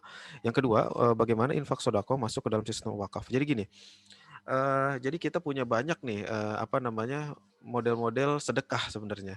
Kalau disebut bisa mungkin ada 5 ya, ada zakat, ada infak, ada wakaf, ada kurban, ada hibah ya kan. Itu semua bentuk-bentuk sedekah di dalam Islam. Ya, banyak modelnya. Ada lagi yang lain, ada seperti kafarat, ya itu juga termasuk bentuk Islamic social finance atau keuangan sosial Islam. Tetapi yang banyak itu 5 tadi. Nah, masing-masing masing-masing instrumen model sedekah itu memiliki kelebihan masing-masing, keunggulan masing-masing, fokus masing-masing gitu, dan kelebihan itu saling menguatkan satu sama lain. Nah, ini hebatnya. Makanya kalau kita sebut di hutan wakaf itu adalah perkawinan antara zakat dengan wakaf gitu. Dan masing-masing punya perannya sendiri-sendiri. Misalnya zakat itu atau wakaf itu seperti menyediakan gimana ya? Wakaf itu dia menyediakan lahannya. Ya, jadi kita beli tanahnya itu dengan uang wakaf. Kalau Pak Muhammad Nuh, Ketua BUI sekarang, beliau mengistilahkan capital expenditure. Ya, untuk capital expenditure itu menggunakan dana wakaf. Adapun untuk operational expenditure itu menggunakan dana zakat. Gitu. Karena dana zakat boleh habis pakai, tetapi kalau wakaf kan tidak boleh habis pakai. Nah, oleh sebab itu sekarang nih kita ngumpulin uang ya, ngumpulin dana wakaf, kita belikan tanahnya. Adapun program-program di atasnya itu kita kerjasama dengan Basnas, kerjasama dengan Kementerian Agama, ya kerjasama dengan yang lainnya lagi gitu untuk bikin program di atasnya itu. Saya kira dompet juga begitu ya skemanya. Jadi begitu kira-kira integrasi zakat dengan wakaf dalam satu proyek ya. Boleh jadi nanti ada masuk kurban lagi, misalkan program kurban. Nah, itu lain lagi, nanti arahnya berarti ke arah peternakan juga gitu. Dan di hutan wakaf juga kita sudah mulai mengembangkan peternakan ya, walaupun masih kecil gitu. Dan pertanyaan yang ketiga kaitan dengan presiden terkait wakaf hutan di perkotaan di Asia, Malaysia, Singapura, atau Brunei. Sejauh yang kita ketahui ya, karena saya cukup memperhatikan ya perkembangan riset-riset kaitan dengan hutan wakaf ini, belum ada lagi gitu ya, belum ada lagi untuk di masa sekarang ya, maksud saya contoh hutan wakaf di dunia gitu, setidaknya yang ada di paper-paper ataupun di artikel-artikel ilmiah gitu. Tapi saya yakin ya secara empirik itu ada gitu, tetapi mungkin belum terdeteksi saja, atau mungkin paper ilmiahnya itu belum ada gitu. Mungkin itu yang bisa saya jawab untuk pertanyaan ini. Wabillahi taufik. Baik, makasih. Ini kayaknya nyambung nih, ada dari Reski ya, berkaitan dengan daerah rawa atau lahan rawa perkotaan, maka bentuk pelestarian rawanya membatasi penimbunan atau rawa alami. Saya dengar tadi lahan atau tanah wakaf dilepaskan pemiliknya. Nah, untuk kepentingan perkotaan rawa tersebut, apakah komitmen tidak menimbun dan membiarkan lahan rawa yaitu dapat diklasifikasi ke wakaf, atau pemanfaatan ruang di atasnya masih dapat oleh pemiliknya? Ya, mungkin Dejana nih bisa jawab gantian. Silakan. Terima kasih pertanyaannya. Model fungsi rawa ya. Tadi sebenarnya oleh suami sudah dijelaskan ya bahwa yang membedakan sebenarnya ketika sebuah tanah itu apakah dia sudah menjadi wakaf ataupun belum itu adalah akadnya. Jadi kalau misalnya dan akadnya itu gini, karena kita adalah negara hukum yang kemudian ada kekuatan hukum negara yang tidak bisa kita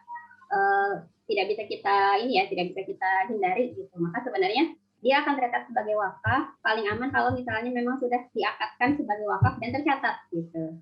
Jadi tadi kalau dikatakan tidak menimbun dan membiarkan lahan rawa alami tersebut itu bisa dikatakan sebagai wakaf, bisa kalau memang tanahnya diniatkan untuk diwakafkan gitu. Kalau misalnya tanahnya tidak diniatkan untuk diwakafkan, ya udah itu akan tetap menjadi kepemilikan either itu kepemilikan pribadi atau kepemilikan swasta atau mungkin milik pemerintah. Nah, kalau apakah pemerintah bisa berwakaf? Ini jadi bahasan lain ya gitu, karena sepanjang yang kami tahu pemerintah belum pernah berwakaf. Kalau ada undang-undang, tapi di undang-undang wakaf itu katanya pemerintah bisa berwakaf ya. Alam jadi kayaknya masih belum ketemu gitu linknya di mana. Jadi sebenarnya intinya adalah pertama di akadnya ya.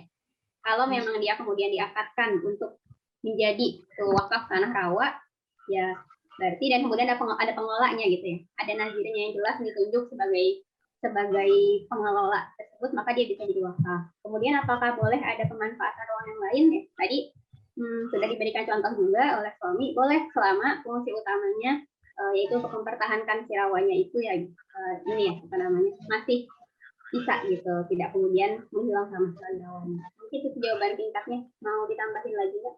Ya, mungkin saya nambahin sedikit. Jadi wakaf ini bisa di mana saja ya, itu konsepnya. Jadi bisa di rawa, bisa di mangrove, bisa di dataran tinggi, di mana saja bisa. Yang menarik juga karena ini bicara rawa ya, kita juga bisa angkat isu tentang mangrove ya, karena mangrove ini satu ekosistem yang sangat penting untuk di planet kita ini, dan Indonesia ini adalah pemilik hutan mangrove terbesar di dunia ya, sekitar 3,5 juta hektar, luar biasa gitu. Jadi kita adalah negara yang memiliki ekosistem mangrove terbesar di dunia, dan tapi sayangnya itu semakin hari semakin rusak gitu. Dan kegiatan rehabilitasinya juga sebatas sebatas penanaman saja gitu. Padahal kita butuh juga bagaimana integrasi kegiatan ekonomi di sana ya, supaya masyarakat yang tinggal di sekitar situ juga bisa mendapatkan benefit ya dari ekosistem itu. Jadi bisa saja hutan wakaf di mana saja. Nah, nanti kalau misalkan ada, makanya kalau lihat di logo hutan wakaf ini itu kalau dilihat ini memang kecil ya. Itu seperti ada garis dari bawah terus menanjak ke atas. Itu yang paling bawah itu adalah ekosistem mangrove gitu. Jadi kita punya misi juga, punya visi lah nanti ke depan. Kita tidak hanya mengelola wakaf-wakaf di daerah yang tinggi, hutan wakaf di daerah yang tinggi, tapi juga hutan-hutan mangrove ya, sampai ke pesisir juga, seperti itu. Nah, nanti bagaimana modelnya? Nah, kan gitu. Tadi kan yang ditanya bagaimana modelnya. Ya bisa kita wakafkan sebagai hutan wakaf mangrove. Misalkan ada seorang punya tanah atau punya lahan mangrove 10 hektar diwakafkan. Berarti yang pengelola wakaf nazirnya ya, dia harus amanah ya, sekuat mungkin menjaga bagaimana caranya itu mangrove harus terus menjadi mangrove selamanya gitu. Itu poinnya, bahwa nazir itu ingin mengembangkan menjadi ekowisata nanti kayak yang kita lakukan sekarang, itu boleh selama tidak mengganggu fungsi utamanya sebagai hutan mangrove gitu. Jadi boleh dia mengelola itu bebas ya, pengembangannya bebas selama tidak menyalahi fungsi atau amanah utama dari wakifnya. Dia mengembangkan sebagai mangrove, dia mengembangkan sebagai tambak udang yang lestari ya, kan bisa ya, lobster ya misalkan itu. Jadi sebagai sumber ekonomi. Karena pengalaman di lapangan ini terakhir ya, agak sedikit keluar dari jawaban tapi terkait ya. Pengalaman kita di lapangan itu tidak bisa kita melestarikan hutan ya hanya dengan berbicara soal ekologi, tidak bisa ya, tapi harus juga bicara soal ekonomi ya. Karena tidak mungkin kita melestarikan mangrove, melestarikan pohon, melestarikan monyet ya atau melestarikan burung, tapi manusianya itu tidak tanda kutip dilestarikan gitu. Karena manusia itu tidak dilestarikan ya tanda kutip, maka dia akan mengganggu nantinya ke dalam hutan. Dia mengambil burung, dia mengambil kayu, dia mengambil apapun yang bisa dijual untuk kemudian mencukupi kebutuhannya gitu. Oleh sebab itu ya pelestarian lingkungan, pelestarian hutan itu tidak bisa dilepaskan antara aspek ekologi, termasuk juga ekonomi, termasuk juga kalau kita di hutan wakaf tidak bisa melepaskan dari aspek-aspek keagamaan ya. Karena kita kan berbasis wakaf ya, kita harus juga menyentuh aspek keagamaan mereka. Saya yakin ya orang yang sudah paham bagaimana konsep kelestarian alam dalam agama ya, bahwa melestarikan hutan juga adalah ibadah ya, pasti mereka juga akan melestarikannya. Dorongan dari dalam spiritual itu jauh lebih kuat dibandingkan dengan hanya himbauan-himbauan yang datang dari aspek hukum positif gitu. Mungkin kalau kita membaca satu hadis ya Rasulullah SAW kaitan dengan hutan itu luar biasa. Misalnya ketika Rasulullah SAW bersabda, man gharasa gharsan aw yazra'u zar'an fayakulu minhu tayrun aw insanun aw bahimatun illa kana lahu bihi shadaqah. Siapa yang menanam satu tanaman atau tumbuhan, fayakulu minhu tayrun aw insan, kemudian ada burung ataupun manusia ataupun hewan yang memakan sesuatu dari pohon tersebut, maka itu akan menjadi sedekah buat dia. Bayangkan gitu. Ya, itu menjadi sedekah. Ya, bisa jadi sedekah seumur hidup dia itu, karena usia pohon kan bisa lama. Itu baru satu pohon. Bagaimana kalau kita mengembangkan satu ekosistem hutan? Banyak pohon di situ, banyak vegetasi, banyak hewan juga di situ.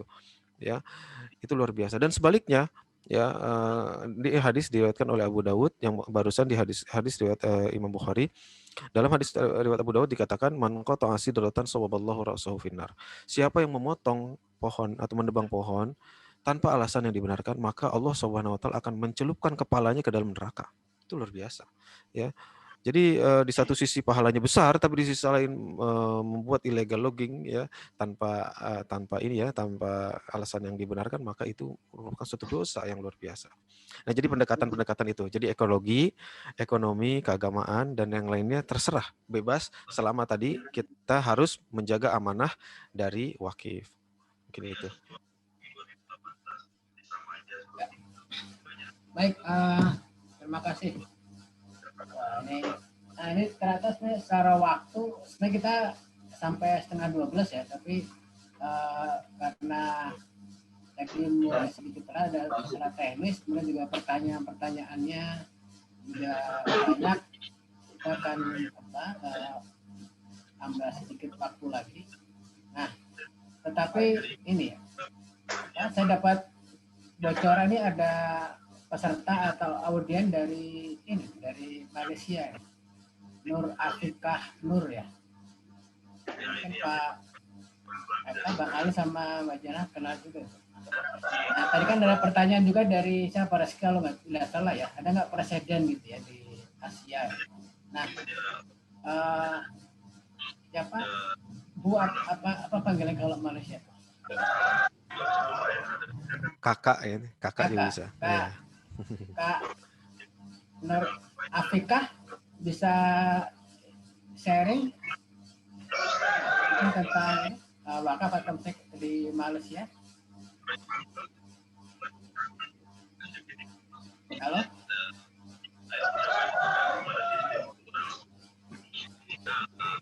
Halo? Nur Afikah Idrus? Adakah?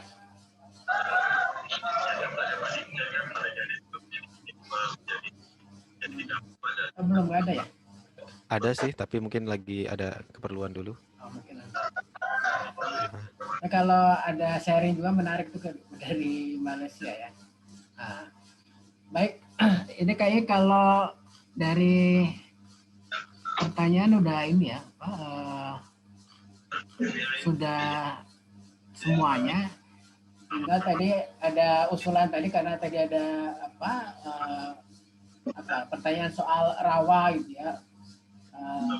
Nah itu tadi ada ide juga kalau mungkin ke depan walaupun tadi bisa sama Bang Ali ya, itu mungkin bisa dikembangkan juga, tidak hanya di hutan bakaunya, tidak hanya di terestrial gitu ya, atau misalnya mungkin tadi di mangrove di pesisir itu mungkin bisa dikembangkan ya. Nah kalau lihat tantangannya juga di Indonesia kan ini ya, walaupun luasan secara kawasan cukup ya, ada 120 juta gitu ya. Nah, tetapi kalau kasus tadi mangrove gitu ya, itu kan ada tapi banyak tantangan juga. Jadi sebagian mungkin sudah di kawasan konservasi, tapi bagian besar lain di luar yang itu tidak terlindungi. Nah, itu butuh perlindungan juga supaya fungsinya tetap gitu ya, fungsi hutan mangrove. Baik, kalau tidak ada, mungkin saya kasih kesempatan untuk ini ya, closing statement dari Mbak Ali, Tejana, Teh Cici ya, untuk menutup ini sesinya. Kemudian mungkin ada harapan-harapan gitu yang bisa disampaikan kepada kita semua soal wakaf, soal lanskap, soal hutan wakaf gitu. Atau apa saja buat kita semua bisa dapat berkontribusi gitu ya. Kemudian juga bisa beramal soleh. Silakan. Ya mungkin dari yang jauh dulu tuh, dari Jepang dulu tuh. Oh, dari Jepang dulu. Takut dia udah lapar kayaknya. Silakan Teh Cici. Terima kasih. Ya mungkin kalau dari saya sih sebenarnya kan tadi saya sampaikan konsep mengenai sustainable landscape design ya. Itu tidak hanya berlaku untuk wakaf saja, tapi untuk semua desain lanskap yang ingin diterapkan. Jadi mudah-mudahan dari poin-poin tersebut yang saya sampaikan dapat diterapkan juga oleh di sini rekan-rekan arsitek lanskap ataupun yang non-arsitek lanskap yang ingin menerapkan konsep serupa dalam kegiatan pengelolaan yang dilakukan oleh rekan-rekan di sini.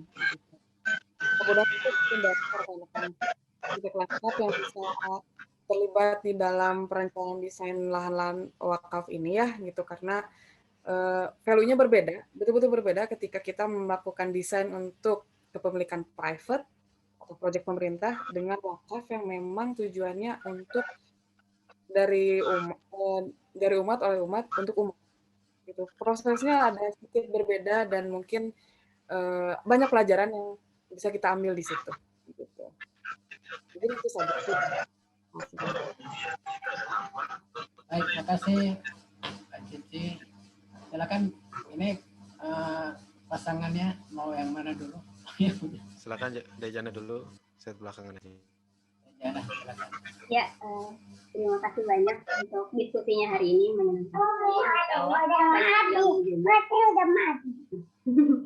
ya, jadi kalau dari saya apa ya, sebenarnya ketika sejak pertama kali saya nyemplung di dunia landscape sejak kuliah gitu ya, kemudian berpikir dan menemukan bahwa ternyata memang Masya Allah ketika dikaitkan dengan Islam itu benar-benar ada di setiap aspek kehidupan kita gitu. Bahkan sebagai seorang landscaper pun ketika kita belajar lebih lanjut ada banyak sekali hal-hal yang bisa kita lakukan gitu ya, yang kemudian bisa bermanfaat dunia dan akhirat. Jadi mudah-mudahan di forum ini bisa membuka pemikiran kita bersama dan bisa jadi ini ya pemantik untuk Tasawwuful Khairat, sama-sama berusaha dengan semua apa yang kita punya untuk berkontribusi sebaik-baiknya gitu dengan semua bidang keilmuan kita untuk umat. Semoga ditambahkan. Ya, kalau dari saya, jadi mungkin kita bisa mengatakan bahwa kita menunggu nih peran bukan menunggu sih sebenarnya. Kita bisa bekerja sama ya antara pengelola wakaf dengan para arsitektur landscape gitu. Kenapa saya bilang penting? Karena tadi yang pertama adalah aset wakaf kita itu yang terbesar di dunia. Ya, ada 260.000 lebih ya hektar. 260.000 hektar kan luas sekali gitu. Tersebar di 360.000 lokasi, itu sangat luar biasa. Dan ini sayangnya kebanyakan dari aset wakaf itu masih belum produktif ya. Tadi yang dicontohkan oleh Teh Cici itu luar biasa ya. Bagaimana kemudian kerjasama antara lembaga zakat ya atau lembaga Ziswaf ya bekerja sama dengan para arsitektur landscape untuk memproduktifkan suatu lokasi. Ini kan luar biasa. Ini salah satu contoh. saya kira mudah-mudahan bisa dilanjutkan lagi, ya dilanjutkan lagi bagaimana para landscaper ini lebih banyak lagi bekerja sama untuk kemudian bisa mendesain gitu ya, mendesain lahan-lahan wakaf yang idle. Ini problem nggak cuma di Indonesia rupanya. Kalau saya baca paper-paper itu di Malaysia juga sama. Banyak lahan-lahan wakaf itu yang idle aja begitu, nggak produktif gitu. Oleh sebab itu, ini merupakan bukan cuma tugas landscaper, bukan cuma tugas lembaga wakaf atau Ziswaf, tapi tugas bersama gitu. Paling nggak dari kita ini yang ada di sini, kita bisa memahami peran kita masing-masing gitu. Jadi di sini kita sudah tersedia banyak banget tanah wakaf yang tidak produktif. Bagaimana kemudian kita bisa bekerja sama untuk memproduktifkan lahan itu. Kalau peran landscaper itu tidak bisa digantikan ya, yaitu untuk mendesain bagaimana mendesain itu menjadi suatu lahan yang produktif ya, yang bagus. Tidak hanya produktif ya, tapi juga indah. Saya sendiri waktu di awal-awal itu sebenarnya sering tanya tuh ke istri tuh. Ini kita udah punya lahan yang lumayan ya, tolonglah didesainin gitu. Waktu itu sih sudah sempat ngobrol-ngobrol sih, tapi sepertinya belum terrealisasi. Ya mudah-mudahan ke depan mungkin ada yang mau bisa membantu lah ya, secara volunteer, secara sukarela untuk bisa mendesain supaya tidak hanya fungsinya tapi juga estetiknya juga bagus gitu. Dan ini merupakan saya yakin ya sebenarnya banyak landscaper yang ingin berkontribusi karena itu adalah urusan akhirat ya. Ini karena mungkin kalau dengan dunia usaha yang komersial gitu ya, itu mungkin bisa profesional ya. Artinya bisa ya istilahnya ini akan bicara sangat profesional. Tapi kalau dengan lembaga Ziswaf, saya yakin banyak yang ingin ya secara sukarela untuk membantu karena ini adalah proyek akhirat gitu.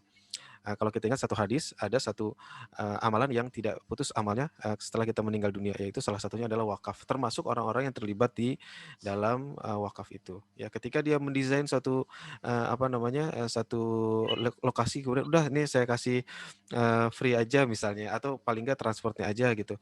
Maka itu menjadi satu wakaf juga buat dia.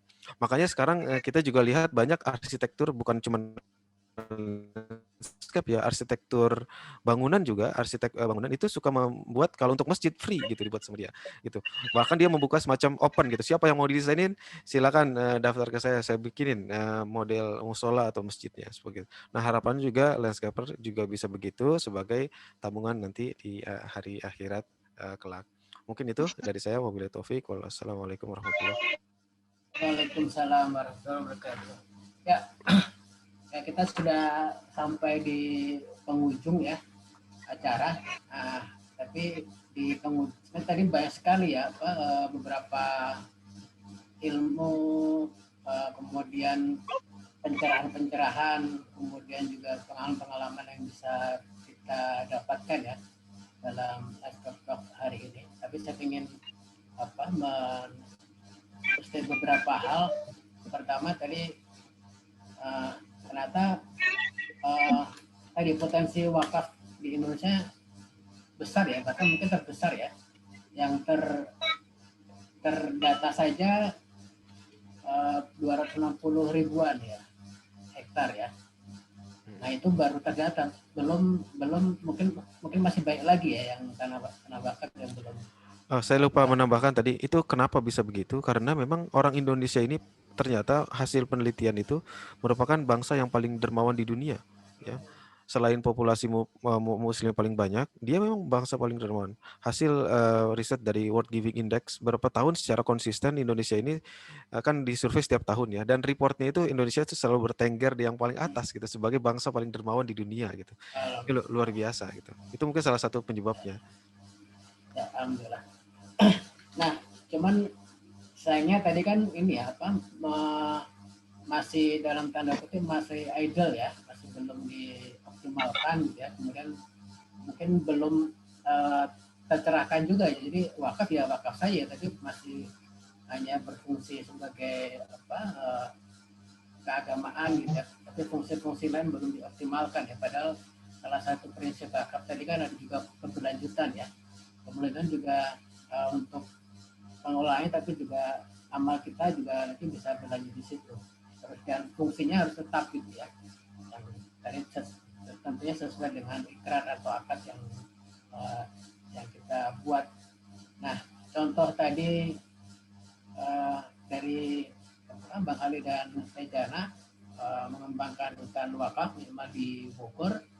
Nah, itu salah satu bentuk ya bahwa tanah wakaf itu tidak hanya sekedar untuk kepentingan agama, tapi juga bisa kepentingan yang lain, ekonomi, sosial, kemasyarakatan gitu ya, karena dan itu sudah dibuktikan. Nah, tinggal memang ini penataannya yang sepertinya masih perlu ya dengan dari para pihak. Nah, tadi contoh yang disampaikan sama Cici di beberapa lokasi ternyata arsitek lanskap itu bisa berperan gitu ya untuk membantu supaya tanah-tanah wakaf itu tidak idle, bahkan sesuai dengan peruntukannya, dengan fungsinya, tapi bisa dikembangkan produktif, estetik gitu ya. Nah, itu yang mungkin bisa kita lakukan gitu sebagai arsitek lanskap ke depan. Nah, harapannya tadi tanah-tanah wakaf itu semakin banyak yang bisa dimanfaatkan, dioptimalkan, sehingga tidak saja bisa sebagai ini amal sedekah kita gitu ya, tapi juga bisa bermanfaat secara lingkungan dan juga sosial buat masyarakat di sekitarnya. Nah, kira-kira itu beberapa ini ya, catatan yang saya catat, walaupun tentunya teman-teman sekalian banyak sekali catatan yang juga disimpan ya, baik di kepala maupun mungkin ditulis juga. Nah, tapi harapannya ke depan bisa berkembang gitu ya, tanah wakaf di Indonesia. Nah, nanti kita bisa berkolaborasi ke depan ya.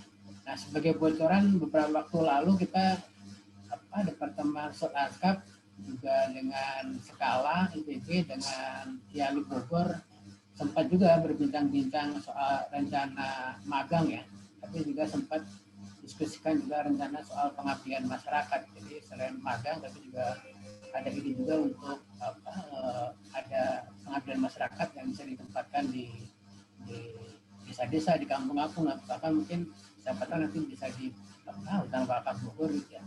Tadi minta 1-2 orang mahasiswa kemudian dibimbing oleh arsitek lanskap yang profesional dan dosen itu pengabdian di lapangan. Itu salah satu saya yang harapnya nanti kita bisa wujudkan lah bersama-sama ya. Catatan juga nih buat pendidikan selaku sekretaris IALI-PC Bogor untuk kita wujudkan secara. Baik, mungkin itu saja ya penutup dari saya. Terima kasih sekali lagi buat Bang Ali, Tejana, gitu ya, Cici yang sudah sudi memberikan ilmunya, memberikan pengalamannya, inspirasinya gitu ya pada Landscape Talk kali ini. Sekali terima kasih, semoga ilmu kita bermanfaat memang buat diri kita sendiri dan semoga bisa tertular lah di hutan wakaf yang baik ini, dan ke depan semakin banyak hutan wakaf yang terlibat dalam pengembangan tanah wakaf dan hutan wakaf di Indonesia. Itu saja saya kembalikan ke Dika selaku MC. Terima kasih. Wassalamualaikum warahmatullahi wabarakatuh. Waalaikumsalam warahmatullahi wabarakatuh. Ya, terima kasih Mas Andri, Kak Cici, Mas Ali, dan Mbak Jana atas waktunya. Nih izin di remove spotlight-nya ya, biar nanti kita siap-siap untuk foto bersama kayak gitu. Oke, terima kasih juga rekan-rekan yang sudah hadir di Landscape Talk pada siang hari ini. Tadi secara singkat Dika juga bisa simpulkan kalau ini jadi sebuah potensi ke depannya ya, mungkin buat mahasiswa juga nih yang hadir hari ini gitu. Biar mahasiswa arsitektur lanskap biar nanti skripsinya bisa agak sedikit menyinggung masalah misalkan hutan konservasi ataupun hutan wakaf. Dan buat rekan-rekan juga yang mau menyumbangkan sebagian dari hartanya juga ada opsi lainnya selain zakat, infak, dan sodako. nanti bisa lewat wakaf nih, karena ada model-model baru yang mungkin kita ketahui hari ini ada ternyata cara penyalurannya dan agak berbeda gitu, dan mungkin baru tahu hari ini gitu. Dan kedepannya juga mungkin tadi ya sudah kita sama-sama diskusikan kalau ada lingkup-lingkup hutan yang dengan batas minimumnya berapa, terus ada pengolahan wakafnya dengan batas minimumnya berapa. Nggak ada sih tadi kalau kata Mas Ali ya. Jadi kita bisa sama-sama bersinergi antara tim landscape dan nanti yang pengelola dan teman-teman yang akan jadi wakif gitu-gitu. Jadi bisa menghasilkan konsep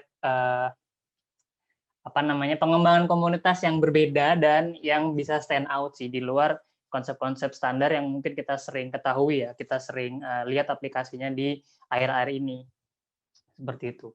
Dan tantangan juga buat kita untuk bisa proof kalau misalkan konsep ini sangat produktif dan konsep ini juga sangat-sangat menjamin sustainability, SDGs ya, Sustainable Development Goals yang seperti itu, dan berkaitan langsung dengan ranah lingkup atau lingkup kerja yang kita sama-sama sedang geluti seperti itu. Nah, buat teman-teman yang mungkin tadi masuknya via link atau tidak pendaftaran, jadi nanti di Landscape Talk akan ada pembagian slide acara, recording, dan juga ada free ebook buat teman-teman baca semua. Buat yang kira-kira nanti belum daftar emailnya, bisa langsung DM ke Instagram kita di @landscapetalk, atau buat teman-teman yang nanti mau minta kontaknya Mas Ali, Mbak Jannah, atau Kak Cici ini, siapa tahu mau ikutan program wakaf, bisa ke Mas Ali atau Mbak Jannah, atau meminta jasanya untuk bikinin desain ini bisa ke Kak Cici gitu, nanti bisa langsung DM DM Instagram kita atau kontak ke yang tadi